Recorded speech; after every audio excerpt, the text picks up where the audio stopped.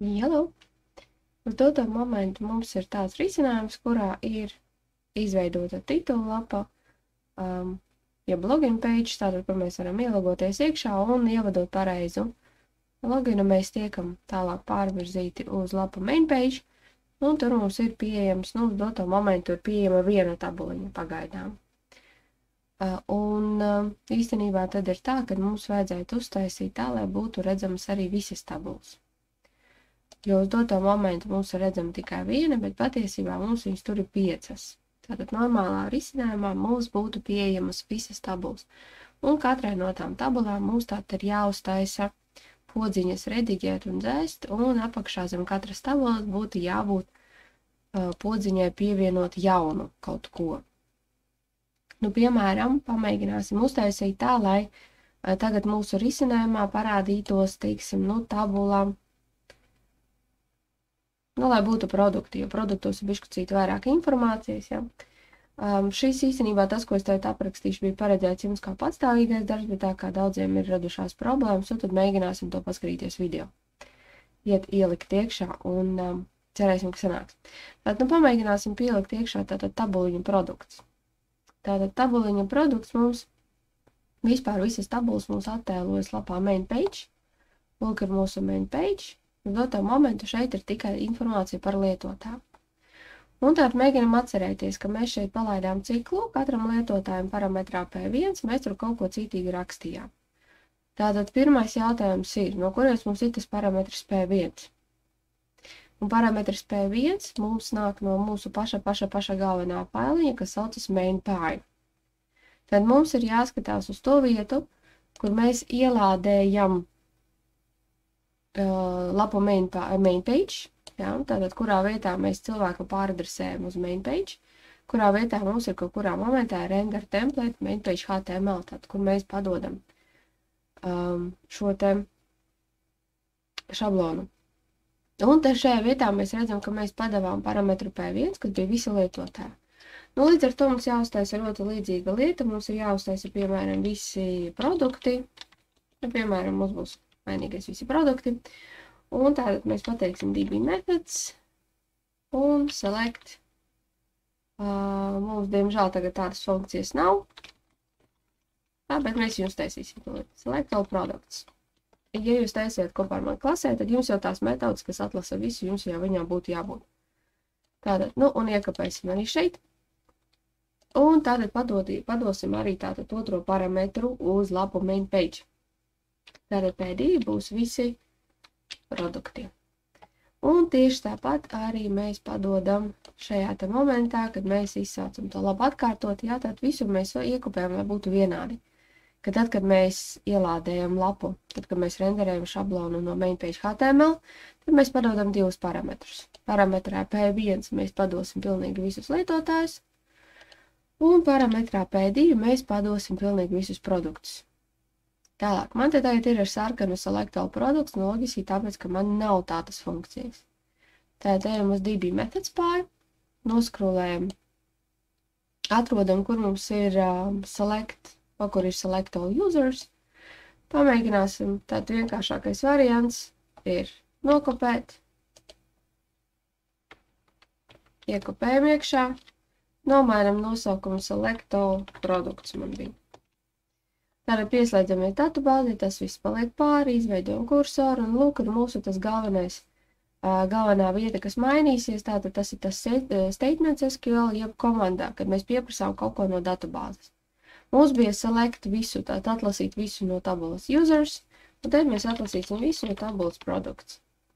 Atgādinu vēlreiz, ja gadījumā jūs aizmirsāt, kas jums tur tajā datubāzē bija, kādi bija tabulu nosaukumi, kāda bija lauka nosaukumi. Tad jūs jebkurā momentā varat šajā pašā failā DB methods py notīt uz pašu augšu un paskatīties, kas jums ir šajā te funkcijā create tables. Jo create tables bija tā funkcija, kas mums izveidoja pilnīgi visu datubāzes struktūru. Tabuliņas, laukus, aprakstus, Un lūk, mēs redzam, kur ir mana tabuliņa produkts. Un uzreiz, kamēr mēs neesam tālu īsti aizgājuši, es teicu paskaitīšu, cik iekšā tabuliņā produkts būs lauki. Tad man ir produkt ID 1, product name 2, price 3, description 4. 1, 2, 3, 4. Tad man šeit ir 4 lauki. Kāpēc tas ir svarīgi? Svarīgi tas ir tāpēc, ka šajā momentā, kad es aiziešu atpakaļ uz mainpage.html, tā ir tā lapa, kur es fiziski redzēšu savu tabuliņu, tad man šeit ir jāzina, cik man ģenerēt šūnas. Lietotājiem bija 4 lauki, un lūk, mēs redzam 4 šūnas. Un tieši tāpat būs arī produktiem. Nu, šeit mums noveicās, jā. Tātad, ko mēs kopējam? Mēs kopējam sākot no šīs 8. rindītes, tur, kur ir table, tur, kur ir viss šis te, un beidzot ar, nokopēsim uzreiz ar šo te beigās, tur, kur ir pievienot jaunu lietotāju.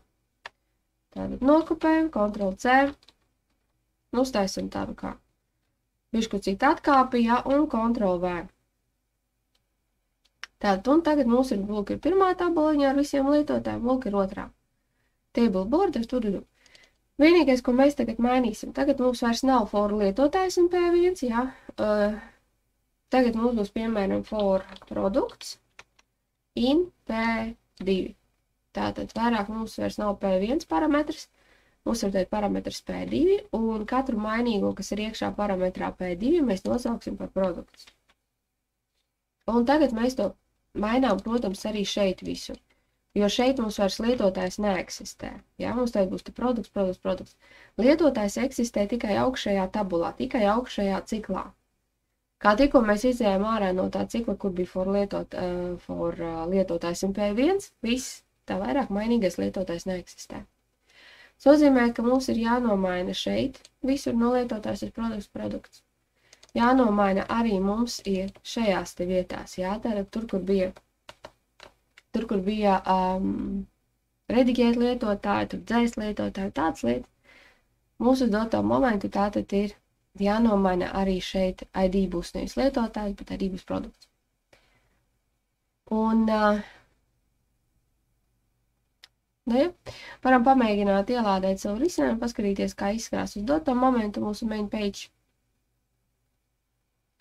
Tā kā es tagad skatos viņa tajā samazinātajā webview režīmā, nevis jaunā lapā, tā izskatās bišķi varbūt dīvaini, bet, lūk, ir mūsu tabuliņa ar produktiem. Zekijas sarkanas, zekijas dzilas un tā tālāk.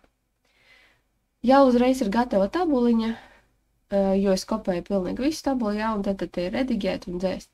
Vienīgā problēma ir tāda, ka tajā momentā, kad es nospiedīšu redigēt, reāli tiks izsaukta lapiņa edit user.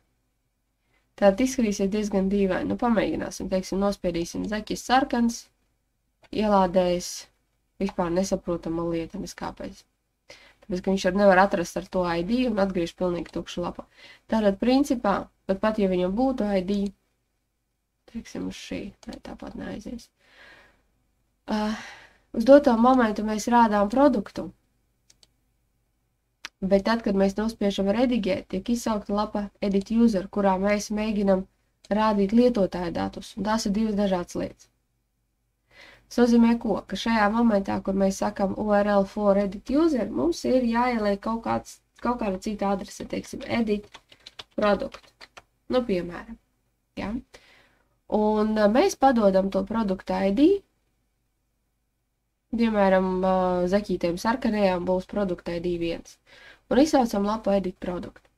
Ja mēs mēģināsim tagad palaist savu risinājumu, mums būs kļūda. Kāpēc?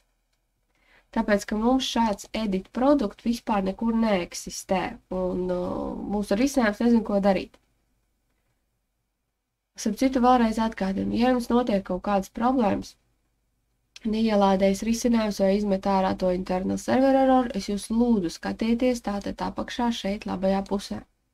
Te viss ir aprakstīts. Piemēram, šeit viņš man tagad arī pateica build error, ka viņš nevarēja uztaisīt URL, viņš nevarēja uztaisīt adresi uz edit produktu. Viņš nevar uztaisīt tādu adresi. Kāpēc? Tāpēc, ka viņa mums nekur neeksistē. Mēs kā uzrakstījām šeit edit produktu, bet tā ir vienīgā vieta, kur viņš parādās. Kad cilvēks nospiež uz pogas redigēt pie produkta, tiek izsaukta funkcija ar nosaukumu edit produktu no main page. Bet šeit tādas funkcijas nav, līdz ar to viņš izraisa kļūdu. Lai to novērstu, ko mēs darām? Mēs paņemam tuvāko pēc būtības, kas mums ir tuvāko pēc būtības funkcija. Un tā ir funkcija edit user. Nu, edit un edit, vienīgais, ka mums mainīsies vērtības. Vienkāršākais variants. Paņemam, nokopējam visu šo te, sākot no uproot un beidzot ar return, redirect un pārējo. Un iekopējam kaut kur šeit. Protams, nomainīsim nosaukumu. Tātad edit, nu, lai nebūtu kļūdas, es viņu nokopēšu. Tātad edit/edit produkt un def edit produkt. Uzreiz tātad nomainam, ja? Pārējo atstāju metodas mums ir arī get un post, jūs arī vajadzēs tātad saglabāt datus. Nu, tad skatāmies tātad, ja nu gadījumā request metode, jeb metode, kas nostrādā, tātad ir get, un mēs mēģinam tikai cilvēkam parādīt datus par konkrētu produktu. Nu, mēs mainīsim. Tad, ko mēs darām? Mēs nolasām produkta ID no tiem parametriem, ko mēs padavām, kad atvērām šo te lapiņu. Jā, tad neaizmirstam, ka tajā momentā, kad mēs nospiežam uz edit produktu, tiek funkcija izsaukta edit produktu no main.py, un tiek padots parametrs ID, kurā mēs ieliekam iekšā to produkta ID. Tātad šajā vietā mēs viņu nolasām atkal, ja saņemam it kā otrā pusē nolasām, un skatāmies. Ja nu gadījumā šis produkta ID ir none, nu, jeb tur nekā iekšā nav. Tas nozīmē, ka mēs kaut ko tur neesam pareizi izdarījuši, nu, visādam gadījumam mēs viņu atgriežam atpakaļ uz savu main page. Tātad redirektojam, jeb atgriežam uz to main page. Ja nu gadījumā tomēr tāds produkta ID eksistē, tad tas daļā else. Tad pirmais, ko mēs darīsim, tad mēģināsim atrast produktu no datubāzes. Tāpat kā pirms tam mēs mēģinājām atrast lietotāju, zinot viņa ID, mēs varam pilnīgi jebkuru lietotāju dabūt ārā no datubāzes. Tā arī šeit mums vajadzētu zinot ID, mēs varam dabūt pilnīgi jebkuru produktu no datubāzes. Tātad produkts vienās, DB method, select product by ID. Vienīgā problēma mums šeit ir atkal kāda. Ja pirms tam select user by ID mums eksistē, select product by ID mums neeksistē, mēs jau viņu neesam uzrakstījuši. Tad nākamais solis, mēs atgriežamies uz DB methods py, atrodam funkciju select user by ID, nokopējam, nomainam nosaukumu, tad vairs nebūs select user, bet būs select product by ID. Šeit loģika iekavās arī nebūs vairs user ID, bet būs product ID. Īstenībā tīri teorētiski, pat ja jūs atstāsiet user ID, tas jums pilnīgi nekā nemaisīs, bet nav. Un galvenais, kas mums mainīsies, tā ir šī te rindī. Jā, nu, product ID arī tur ieliekam.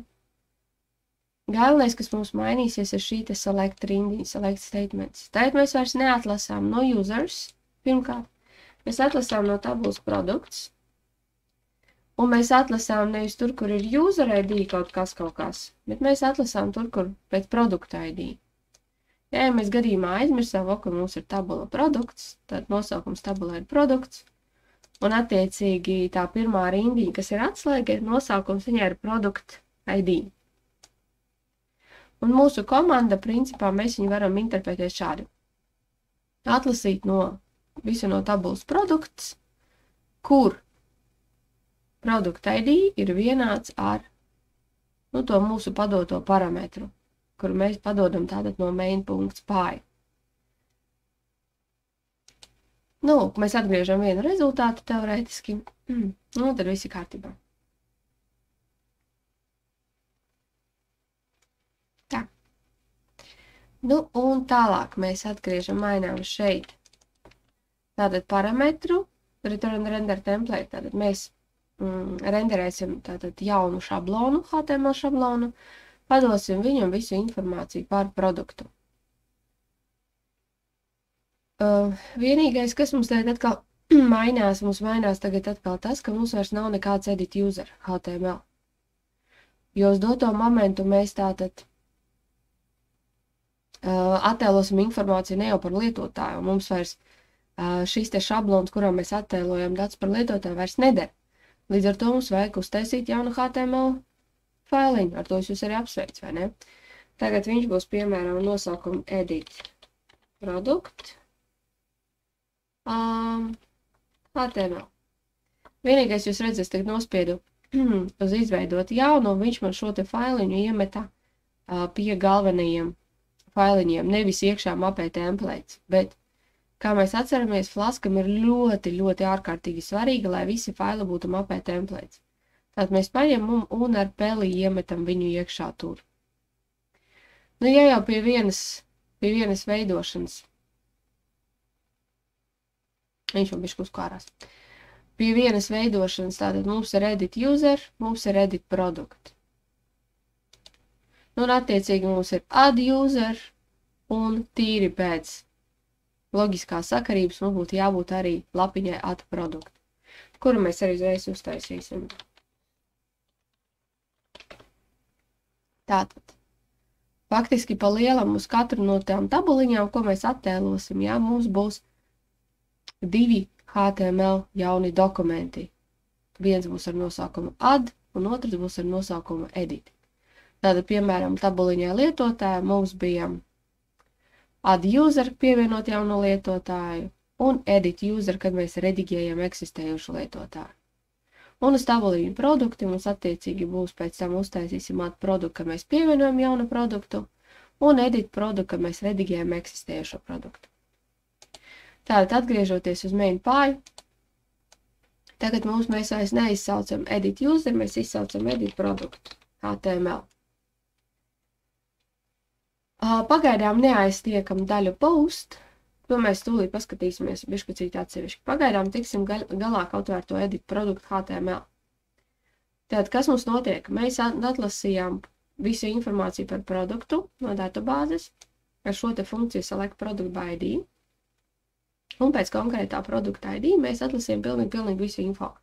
Un šo te info mēs padevām tālāk uz lapiņu edit product HTML. Tad kāds ir nākamais solis? Nākamais solis ir tāds, ka mums šajā otrajā pusē, tur, kur ir HTML, mums ir jāsaņem tā informācija un jāpadod lietotājiem saprotamā veidā. Atkal vienkāršākais variants ir kāds.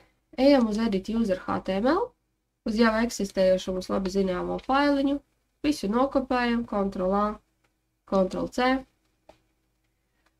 atgriežamies uz edit produkt, Ctrl+V. Pa lielam mums te ļoti daudz, kas sakritīs. Ja? Tātad mums ir tieši tāpat pielinkots stila failiņš šeit, tas paliek, jo stila failiņš pa lielam ir viens uz visu. Mums ir forma, formā iekšā mēs parādām tātad kaut kādus tur lauciņus aizpildītus ar informāciju konkrēti par produktu. Nu, piemēram, un arī, protams, ka mainām šeit būs vairāk nevis edit user, būs edit produkt. Tātad darbība, kad cilvēks nospiež uz podziņus saglabāt, tad mēs izsauksim metodi post un novirzīsim cilvēku uz funkciju edit produktu, kas tālāk apstrādās to datus. Nu, un attiecīgi noslēptais lauks vairs nebūs user ID, bet būs produkt ID. Un tāpat kā pirms tam paliek, ka tas ir nultais parametrs. Nultā vērtība no tā pirmā parametra, ja? Tālāk mums būs nevis lietotāja vārds, bet, teiksim, produkta nosaukums.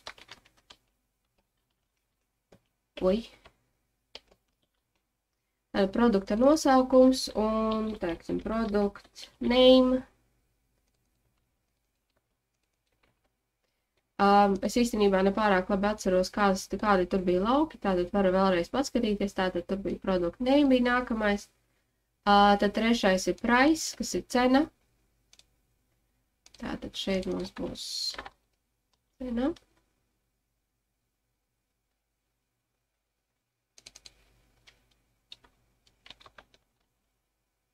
Tātad price. Un beidzamais mums ir apraksts, jeb description. Tātad šeit mums būs nevis ēpasts, bet apraksts.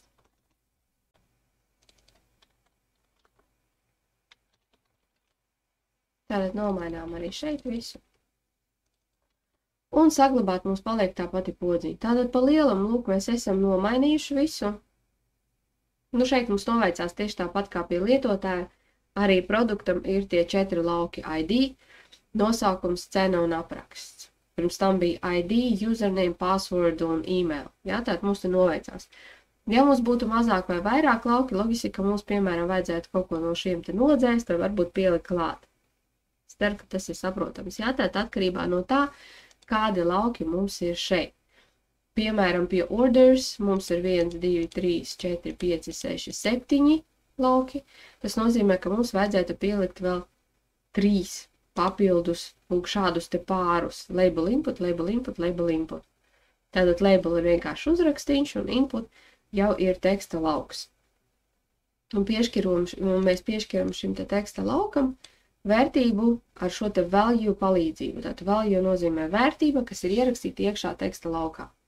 Un vērtību mēs paņemam no parametra P1, jā, tātad, un no kurienes mēs ņemam parametru P1, surprise, mēs viņu ņemam no tā momenta, kad mēs pasakam render template un padodam parametru P1, kurā ieliekam iekšā visu informāciju par produktu. Varam pamēģināt palaist šo te risinājumu. Lūk, mums tur ir zekītis, un, piemēram, sarkanā zekītis.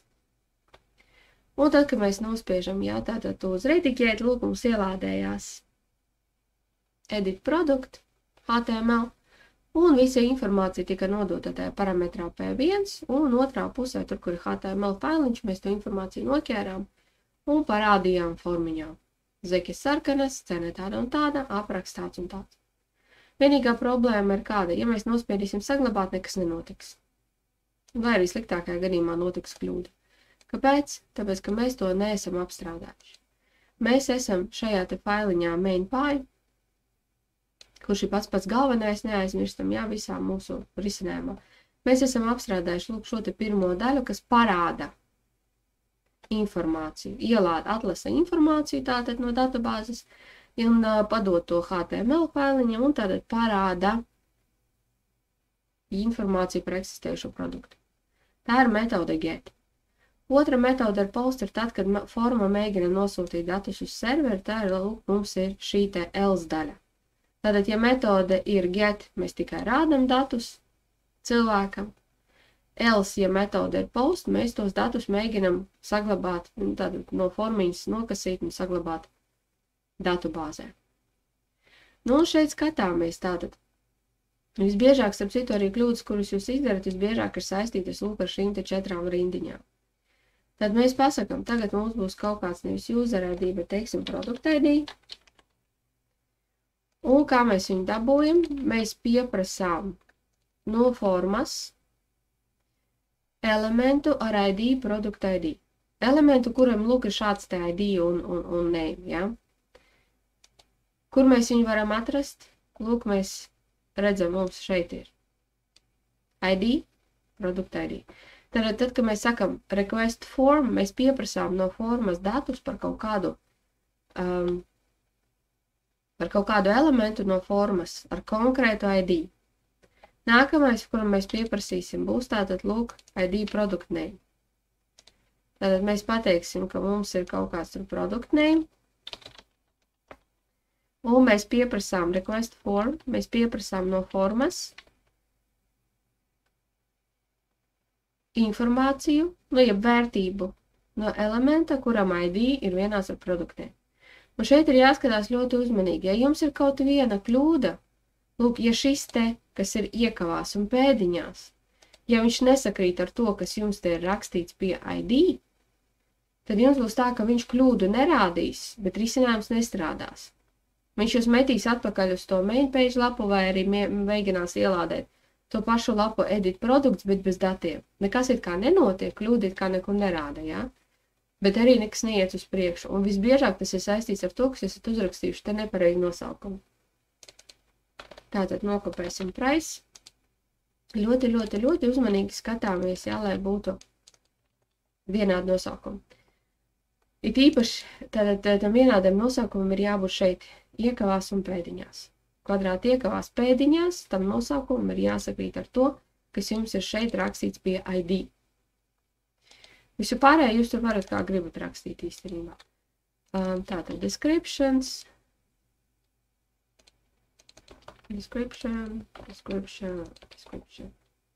Nu, un attiecīgi mums būs funkcija update user, mēs vairs nevaram izsaukt, ja?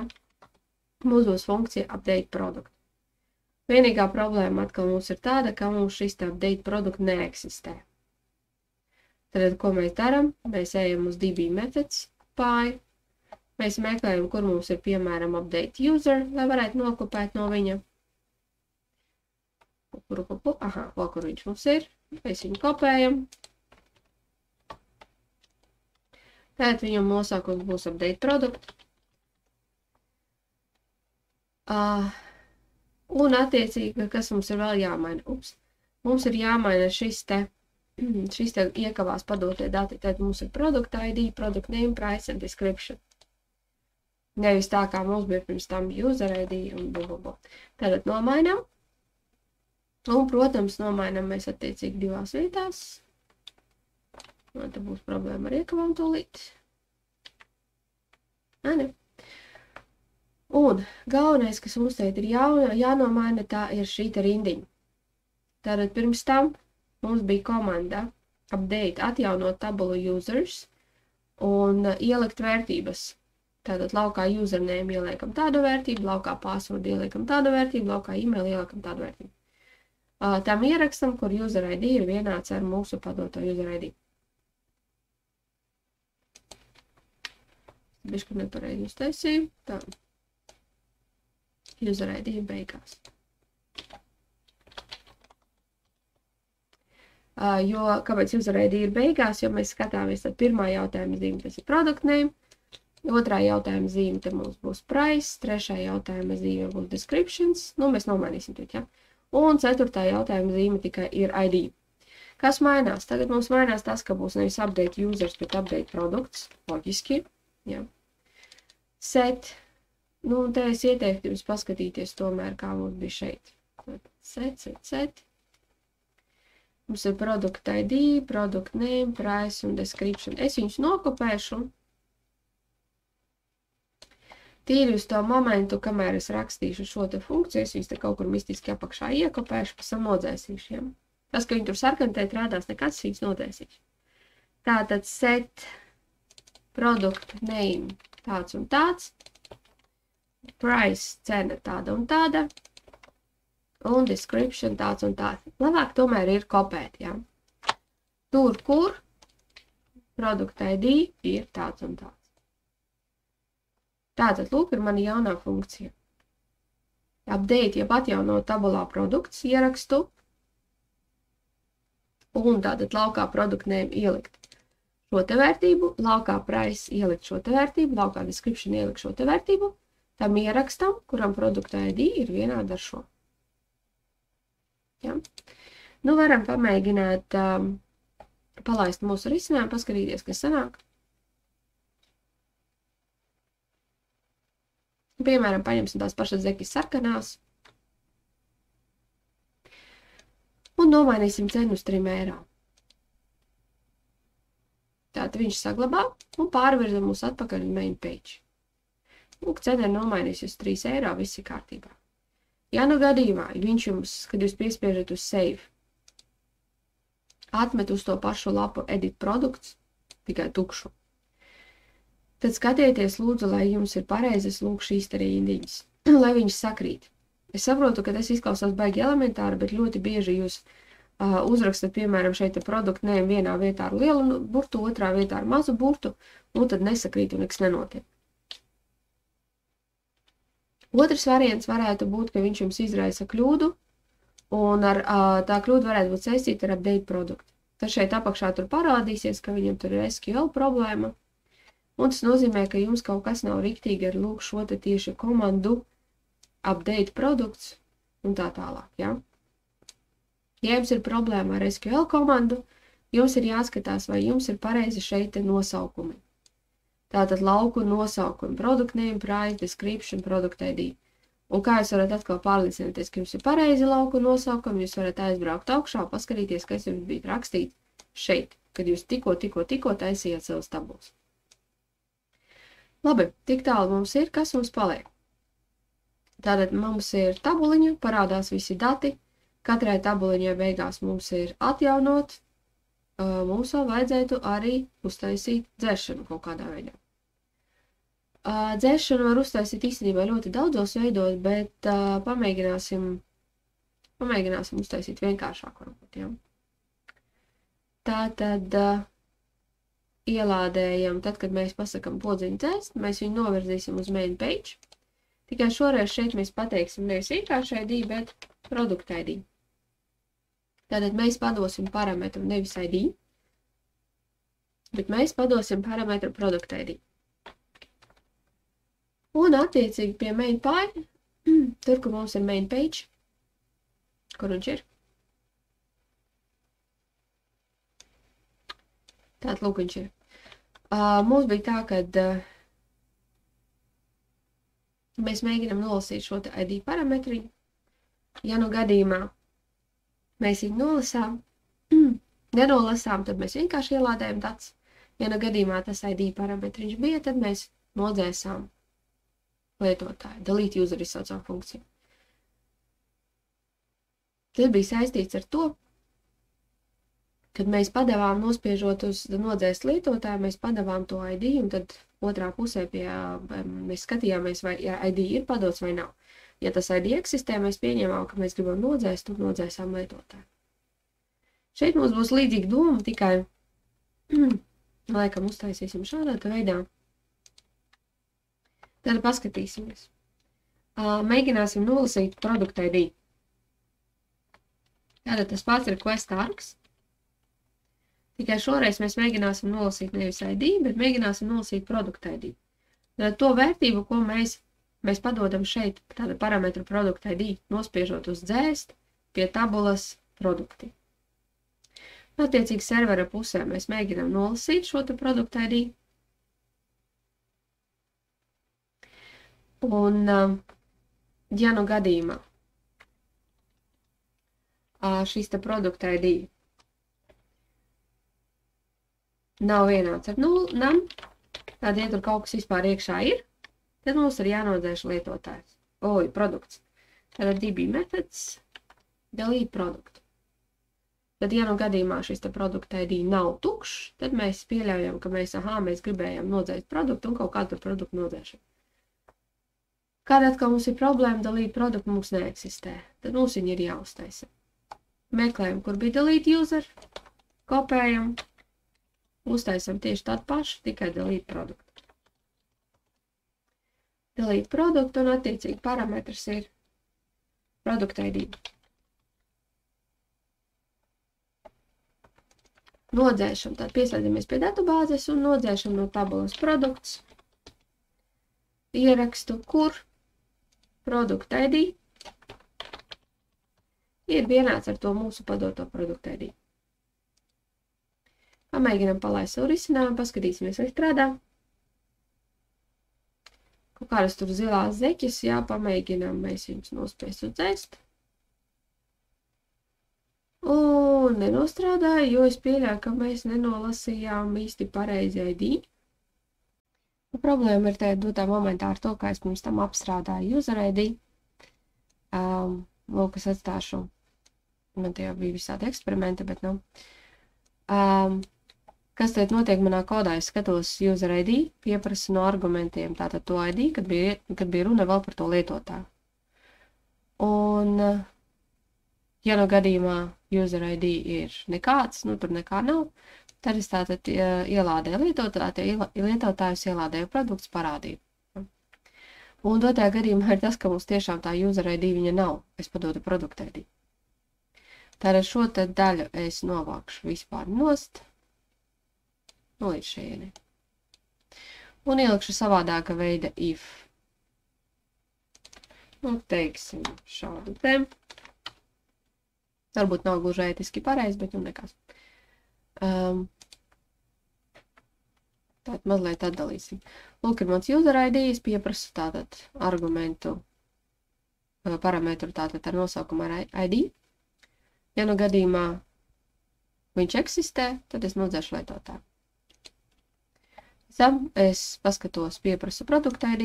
Ja nu gadījumā produktu ID eksistē, es nodzēšu produktu.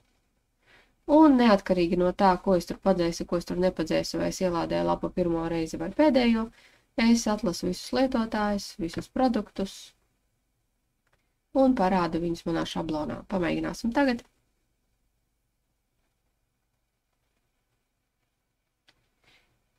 Jā. Tātad, ja nu gadījumā produktu ID vienāds ar nani.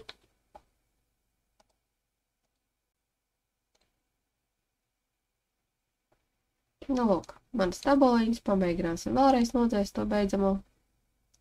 Un, lūk, viss ļoti skaisti nodzēsās. Ļoti negribētos tagad dzēst arī šos te lietotājus, ja viņi it kā pirms tam strādā, un tīri teorētiski viņiem būtu jāstrādā arī tagad. Nu, un apstādinam. Kas palika? Palika tātad izdarīt tā, ka mēs varētu pievienot jaunu produktu. Jo uz doto momentu mums strādā visu produktu parādīšana tabuliņā, main page'ā. Mums strādā nospiežot pie katra produkta podiņu rediģēt, mums parādās informācija par konkrēto produktu. Kaut ko pamainot un nospiežot saglabāt šī informācija saglabājas datubāzē. Un galvenajā lapiņā nospiežot dzēst podziņu, mums nodzēšas konkrētais produkts no datubāzes. Ko palika izdarīt? Palika izdarīt tā, lai mēs varētu pievienot jaunu produktu. Tātad, atgriežoties atpakaļ uz savu šo te main page, mēs redzam, ka tajā momentā lūk zem tabulas, kad mēs pievienojam jaunu produktu, un tad jāpievienot jaunu produktu. Mums pagaidām ir kaut kāda mistiska funkcija add user, kas pievieno lietotāju. Bet tā kā mums tagad būs pievienot produktu, līdz ar to mums būs funkcija add produktu. Un neaizmirstam, ka tajā momentā, kad mēs šeit uz podziņas izsaucām URL for add product, tātad mūsu risinājums vēršas pie main pie un meklē funkciju ar nosaukumu add product, kur neeksistē tagad. Tātad darām ko? Nokopējam jau eksistējošo add user, tikai nomainīsim šeit uz add product. Strībā vajadzēja kopēt, lai nebūtu kļūdu. Tātad copy, paste un paste. Ļoti liels lūgums neaizmirst, šitās divas rindiņas viņām ir jābūt pašās beigās. Kopējiet jūs, kur gribat, bet šitās divas rindas ir beigās. Kā tikko jūs iekopēsiet kaut ko pēc viņām, tas netiks uzskatīts par programmas kodu un netiks izpildīts. Tātad add product. Metodes tās pašas get post. Ja mums ir metode get, tātad mēs tikai parādām HTML failiņu. Un mēs parādām kādu HTML failiņu. Add product HTML. Pretējā gadījumā tātad mēs nolasām informāciju no formas un mēģinam izsaukt kaut kādu tur funkciju. Labi, tiksim galā vispirms ar to, ka mēs parādam lietotājiem. Tātad mēs parādam viņam šablonu jau produktu HTML. Tikai problēma ir tāda, ka produktu HTML uz doto momentu ir pilnīgi tukšs. Ko mēs darām? Ļoti gudri, tieši tāpat kā pagājušreiz, mēs ieslēdzam jau eksistējošo add user, nokopējam visu, Ctrl+A, Ctrl+C, atgriežamies uz add produktu un ieliekam Ctrl+V. Kas mums mainīsies? Jā, tātad mums mainīsies, mēs īstenībā varam patvērt failu edit produkt un nokopēt visu izņemot, tātad visus kontroļus izņemot pogu saglabāt beigās un izņemot šo te ID. Kāpēc? Tāpēc, ka ID mums tagad neeksistē. Kad mēs tikko pieliekam produktu, jā, ID viņam neeksistē. Un aizvietosim šos te eksistējošos 3 kontroļus. Pievienot jaunu produktu. Un šiem te 3 kontroļiem mēs nodzēsīsim value. Jā, tātad mums vairs nav nekādas vērtības. Value mums bija vajadzīgs priekš tam, lai mēs no datubāzes varētu kaut ko parādīt. Tagad mums nav tas ieraksts datubāzē, mēs neko nevaram cilvēkam parādīt. Ja? Mums ir pilnīgi tukši lauki ar produkta nosaukumu, cenu un aprakstu. Tātad, ja jūs zinat, no kuras vietas kopēt un saprotat, ko, tas ir vienkārši Ctrl+C, Ctrl+V. Nevajag sarežģīt savu dzīvi un rakstīt visu citīgi ar rociņām. Lūk, ir mūsu add produkt. Vienīgais, ko mēs te vēl arī mainām, jā, protams, ka šeit ir add produkt. Ļoti svarīgi, tātad pašā augšā, tur, kur ir form action, mēs pasakām, ka tad, kad cilvēks nospiedīs uz podziņu saglabāt, ja pievienot jaunu produktu, mēs viņu pārvirzām uz funkciju add produktu un izsaucam metodi post. Tātad tas mums vēršas uz mainpie, uz funkciju add produkt, ja, un mēs tur kaut ko apstrādāsim. Ko mēs apstrādāsim? Tātad, lūk, ir mūsu sadaļa ar funkciju, ar metodi post, ja, kaut kas notiks. Un ko mēs mainīsim? Tātad mēs mainīsim, pirms tā mums bija username, password un email, mēs nolasījām no formas, tagad mums viņi neeksistē. Tad mums ir produkta nosaukums, cena un apraksts.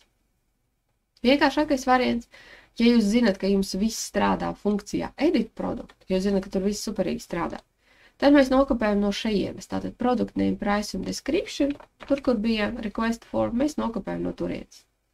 Un aizvietojam. Nu, lai nevajadzētu rakstīt, jā, tātad. Vēlreiz un vēlreiz. Un attiecīgi mēs mainām šeit te arī neaizmirstam parametriņus nomainīt, jā. Un, protams, ka mums vairs nebūs add user funkcija, mums būs add product funkcija. Vienīgā problēma ir tāda, ka atkal, ka viņa neeksistē pagaidām.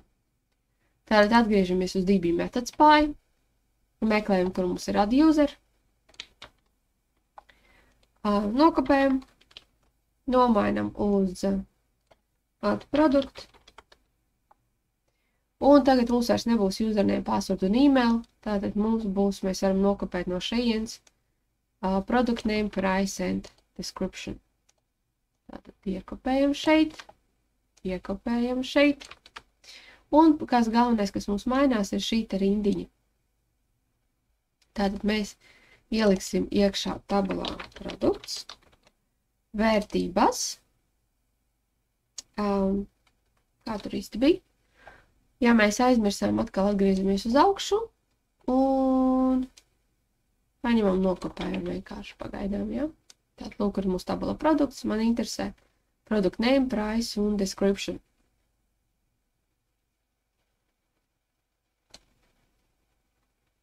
Add user, add product. Lūk, es viņus te iekopēšu pagaidām, nu, sēž klusēs, neprasījām.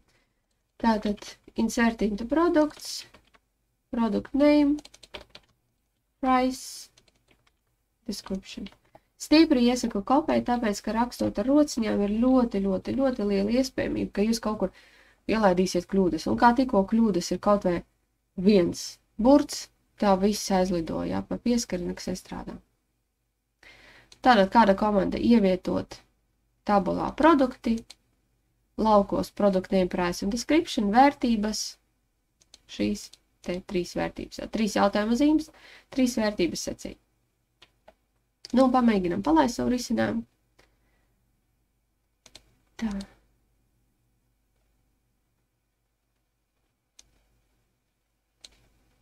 Kaut kur tur mums ir pievienot jaunu produktu.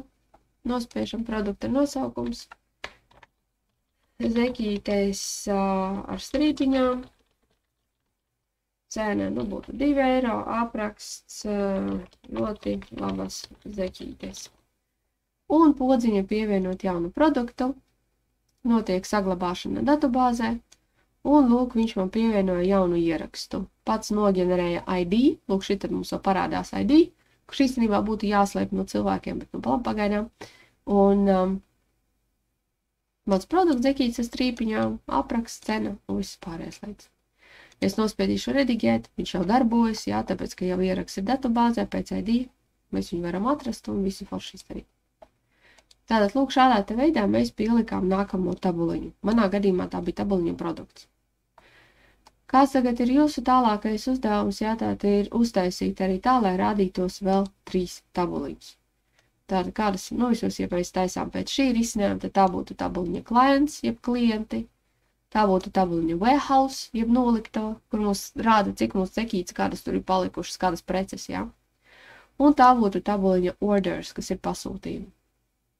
Kā jūs tikko redzējāt, nu, nekāda īpašā māksla tā tālāk vairs nav. Pa lielam tā ir kopēšana. Kopēšana un skatāmies visu laiku, lai sakrīt šie te lauku nosaukumi. Ļoti, ļoti, ļoti uzmanīgi skatāmies kopējot, jā, tātad kādi tur lauku nosaukumi, cik tie lauku ir, jā. Un ļoti, ļoti, ļoti uzmanīgi skatāmies tātad tajā momentā, kad jūs pieprasāt kaut ko request form, tas, kas jums te kvadrāti iekavās un pēdiņās, ļoti uzmanīgi skatāmies, lai sakrīt ar to, kas jums ir, kas tas, piemēram, bija mums tāds edit. Ļoti uzmanīgi skatāmies ar to, lai sakrīt ar to, kas ir šeit pie ID pierakstīts. Kā tikko tur būs kaut mazākās atšķirības, jums kļūdu nemetīs, bet risinājums nestrādās, un tas ir ļoti, ļoti tāds nepatīkams moments. Bet pārējais viss ir maģiskā kombinācija, Ctrl+C, Ctrl+V. Un vēl viena lieta, tā vēlreiz atgādinu, ja nu gadījumā kaut kas mums nestrādā, izņemot loģiskās kļūdas, kuras mēs īsti neredzam, bet ja gadījumā kaut kas nestrādā, tad lūk šeit apakšā, labajā pusītē jums viss ir uzrakstīts. Tas nekas, ka ir uzrakstīts angļu valodā, bet parasti tur ir uzrakstīts ar precizitāti līdz rindiņai, kur ir kļūda. Jūsu uzdevums ir izlasīt, atrast to vietu kodā, padomāt, kāpēc nestrādā. Visbiežāk tās ir drukas kļūdas, kad ir kaut kāds nepareizs viens burtiņš, un tad jums tur izcinājums neko neredz. Nu, pamēģinam.